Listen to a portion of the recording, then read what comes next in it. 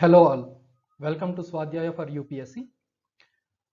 This is the video as a continuation of our internal security Naxalism part 3, and if you have not yet watched the previous videos, please do watch those so that you can have a better understanding. And this part Naxalism is one of the most interesting and important topic under UPSC GS paper 3 mains. So as a part of this we are discussing this. So in the previous video we have discussed ideology and the objectives of Naxalites and the factors responsible for the rise and spread of Naxalism in India. And hence, as a part of continuation in this third video discussion, we are trying to focus on the security threats posed by Naxalism and the challenges faced in dealing with it. So without wasting our time, let us start our discussion for the day.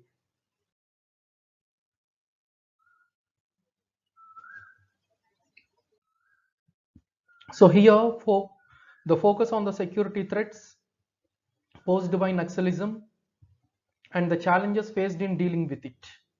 So this is what that interesting topic which we are now going to discuss. So before that, please do observe the diagram there. The Naxal's missionary zeal is to convert the tribals to become the part of Naxal activities, and that is what Naxalism in India is trying to focus. So now the security dangers are well described with the inter-services intelligence agencies of our India, and in its description of the India's foreign affairs as well, the statistical report was also released in the year 2013. So according to that statistics, we are going to discuss this because it equated the India being busy with internal security problems to having two extra divisions, and hence you need to understand. And we also know that this so-called Naxal movement is the biggest internal security threat to India. So Naxal movement, the biggest internal security threat to India. So for the former Prime Minister, Mr. Manmohan Singh also described the same, like the present Prime Minister Modi, who described the Naxalism as the most significant threat to the internal security being faced by the country. It is one of the most important security challenges in India, where the government is came up with a broad understanding to make deals with the Naxalites or the Naxal leaders, so that they can also come and be the part of the democratic administration. And this proportion is true as it highlights the India's interior weakness, which make India vulnerable to the external threats. It affects several areas including the economy, security, foreign affairs, the citizens of India itself, and especially the rule of law. So as it can be seen as the biggest internal security threat, the government of India is facing many challenges, many problems, where they cannot concentrate on the social welfare schemes or the policies to design and implement, because they are vesting most of the revenue of the government in order to counter these Naxalites or other so-called internal security threats to India. So there are some points here, the factors which are responsible behind this. So why this can be seen as an internal security threat to India? Let us have a discussion here. So the first one is the impact on security and the foreign affairs. See, it is very well known, and the statistics are also revealing with clear-cut evidences that this so-called Naxalites or the Naxal activities are having their own links with other terrorist organizations and foreign countries. Especially in India, the Naxal activities can be seen under the CPIM, which got formed and established in the year 1967 and directly participated in the elections in the year 1969 in the region of your West Bengal. So in India, this is what the most important representing political party of the Naxalism. So it is having a direct link with Jammu Kashmir terrorist groups, the Northeast insurgent groups, as well as with foreign Maoist organizations of your Turkey, Philippines, and other most South Asian countries as well. So the CPI of Maoist, nothing but the CPIM, has frequently expressed its solidarity with the Jammu Kashmir terrorist groups and the Northeast insurgent groups. And that is how it is maintaining its links with the terrorist organizations, even along with the foreign countries. And hence, it can show a great impact on the security and the foreign affairs of our India. And then comes the impact on our economy. More the Maoists concentrate in the poor and marginalized regions of India, the more the economic development, nothing but which is imperative to improving these regions, was totally getting hampered because of these Maoist activities. And these Naxalite activities are using the most important resources on defense and internal security when it should be spent on areas such as social development. So government of India is more spending on these type of counter attacks of this Naxal activities. Rather, they are not spending on the social development in the areas of these Naxal regions. And hence, the impact of the economic development due to Naxalism in India is as follows, like it can have an adverse effect in the reduction in the per capita GDP growth of our India.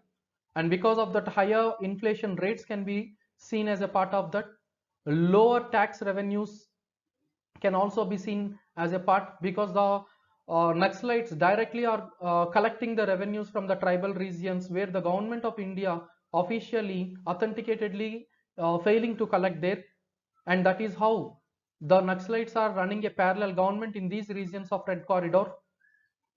And because of this Naxalism or the Naxal activities, lower domestic investment and the lower expenditure, especially on the education and health sectors, which can be seen as an adverse effect on the economy, and higher expenditure on the defense. In order to counter these type of internal security threats, more money is to be imbibed into the defense.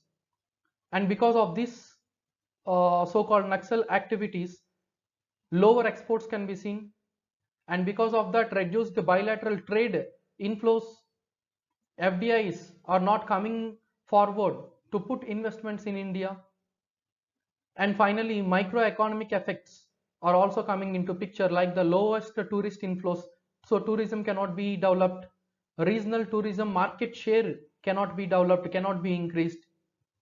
Public transport cannot be utilized. And long-term investments in agriculture, the primary sector, and other potential sectors of the economy cannot be seen. Reduced enrollment in the schools, where the rate of rate of students in the schools are reducing drastically, and lower job availability because of that, lack of sustainable opportunities. So all these can be seen as an impact on economic development due to Naxalism in India. Moreover, the Naxal violence adversely also affecting directly on the trade and economy of our India, where it is directly damaging the road construction machinery. When the government is coming forward to lay down the roads, those roads were totally destructed by these Naxalites. Likewise, shutting down and destroying the bank branches, damage to railway lines, highways and telecom towers also being bombing, thereby inhabiting the communication and transportation gaps, and the destruction of pipeline for transporting iron ore supply can also be seen as a part of this adverse effects of Naxal violence. And finally, if you want to summarize the impact of economic condition with all effects in all sectors of our India has been adversely affected because of these Naxal activities, and hence there is the call for the hour to cope up with the challenges, to counter this Naxalism, to reduce this Naxalism, or to eradicate completely, to pluck the roots of this Naxalism from India. And then comes the impact on citizens and the rule of law. So especially the rule of law, the fundamental rights are being affected, because right to equality was totally breached in these Naxal affected areas. Right to freedom, the freedom rights 19(1)(a) article has been totally breached away.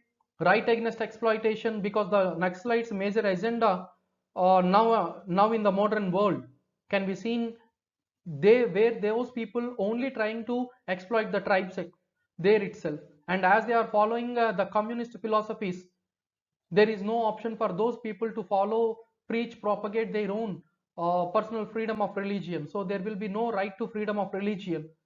Cultural and educational rights has been exercised, but that too very limited. It is very limited.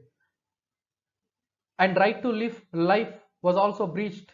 21st article and right to constitutional remedies was put into practice, but under the power, under the control of the Naxalites itself. And hence, the status in the Naxalite affected areas where the fundamental rights of the citizens of India, which was given by the constitution and the rule of law under the democratic structure, was completely violated because of these Naxal activities. And the challenges in dealing with Naxalites, here comes the challenges, the most important challenges. Expansion in adjoining areas due to the hard combat. So what exactly it means in the sense, this hard combat against the Naxal pushes them out temporarily, but they use other states to regroup and rearm. For your understanding, this can be associated with the Andhra Pradesh state model, where the intensive use of greyhounds, a special police cadre for the combing and to eradicate the Naxalism which was deep rooted in the tribal regions of Andhra Pradesh. These greyhounds has led to a lot of spillover to other states, where these Naxalites has ran away from that region of Andhra Pradesh and they are taking shelter in other regions of Red Corridor region, where they are going to make the other important communication channels by developing their agenda. And that is what the expansion in adjoining areas due to hard combat can be seen as one of the major challenge in dealing with Naxalites. And the second one is your expansion due to increasing association with anti-state forces. So the new territory, new states may result in a corridor for Naxals to collaborate with other insurgent groups who are essentially ideologically different but are anti-state. So the people in other states where smaller states division, let me say the same example, the bifurcation of Andhra Pradesh, where Telangana is a new state formed, and because of that new state formed, which is somewhat less in population comparatively to the combined Andhra Pradesh, anti-state followers, anti-state supporters are now trying to make a friendship with this Naxalites philosophy, and that is how they are going to merge. And this can be seen essentially ideologically there might be a difference, but that status of anti-state can be taken for the collaboration between the Naxals and the pro-Azadi leaders. And the pro-Azadi leaders, especially in your Jammu Kashmir region, were also making a contact with these Naxalites, and the ULFA training the Naxal cadres as well. So this can be seen as the next most important challenge in dealing with Naxalites. And then comes the expansion of Naxal activities due to international collaboration. So the likely collaboration with the international Maoist movements may give it a much more dangerous dimension to tackle with India seems to be unprepared. There is also an increasing threat of rising terrorist outfits support to the Naxal operations in India, because especially the Naxals who are there by making a contact, especially with the international terrorist organizations or the Maoist or Naxal organizations, especially in the regions of your South Asian countries or the Philippines or the Turkey, are the most important collaborations they are making. And because of that international support to these Naxal activities, India is also facing a major challenge, which can be seen as one of the most important call for the hour from the government side to tackle this. And then comes the administrative hurdles in dealing with the left-wing extremism. So poor infrastructure, lack of communication, shortage of manpower, and moreover a virtual parallel government run by Maoists, especially in the Dandakaranya region of your Odisha, Jharkhand, Chhattisgarh and West Bengal. So parallel government is running by these Naxalites, poor coordination among various state police forces, and lack of proper understanding between the central and state forces. So all these can be seen as a administrative failure from the government side. and that is the reason why the Naxal activities are rising like anything. And finally, the intellectual support to Naxalism, where the top intellectuals like Arundhati Roy and Binayak Sen. So regularly these type of fellows support Naxalism. They use it to advocate an egalitarian society, human rights, tribal rights. Every time they use it to raise these type of issues. But use of violent means cannot be supported to achieve a noble cause in a democratic setup. You need to remember this. The violent means is not at all encouraged, or is not at all to be encouraged to achieve a noble cause. Saying that to establish egalitarian society, we took up this violence path. Human rights are violating by the government, that is why we choose this path. Tribal rights are violated, exploitation of tribes can be seen, that is the reason why we as Naxalites choose this path. So these are all not at all to be entertained. Rather than a blind support to the Naxalites, the intellectual should also encourage the Naxals to ensure the violence, means keeping away the violence. They should promote this. They should fight elections, and they should join the mainstream of the society. And they should also learn the art of give and take of democratic bargaining without aggression. So these are all the challenges in dealing with Naxalites. So this is what in this video we come up saying that the security threats posed by the Naxalism and the challenges facing in dealing with it. And finally, in the next video, we are going to analyze the government's strategy in tackling Naxalism and the way ahead, so that we can conclude this Naxalism series, if possible, in the next video lecture itself under part 4. And this is supposed to be one of the most comprehensive series in the internal security related issues. And your feedbacks is always welcome in this regard. So thank you for watching this video. Stay tuned and stay updated. Please do like, share, comment and subscribe, and hit the bell icon below the description. So let us catch up in the next continuation of this video. Thank you very much. Stay home, stay safe.